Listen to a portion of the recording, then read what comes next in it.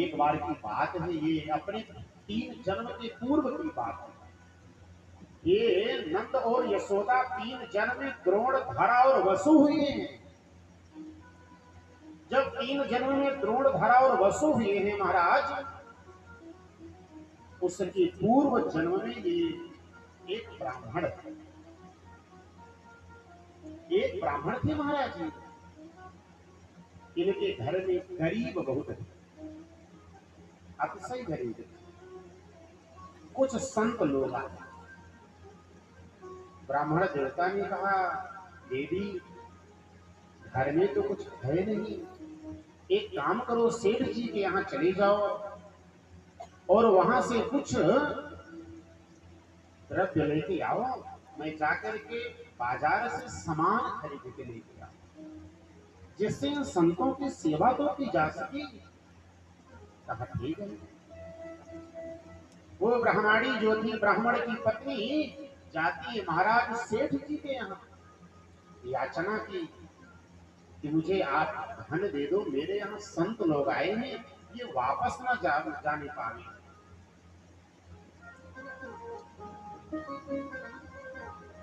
जो सेठ था उसकी दृष्टि गलत पड़ गई महाराज, उसकी दृष्टि अच्छी नहीं।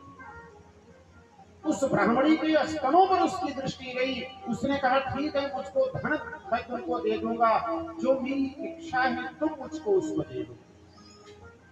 मैया समझ गई कि इसकी दृष्टि ठीक नहीं। ठीक है, जाओ, मैं तुम्हारी इच्छा पूरी करूंगी, लेकिन तुम मुझे धन ला के दो। सेठ अंदर गया धन लेने के लिए। मैया ने क्या किया, खड्ग उठाया और अपने दोनों स्तनों को काट करके हाथ में लेकर इससे खड़ी।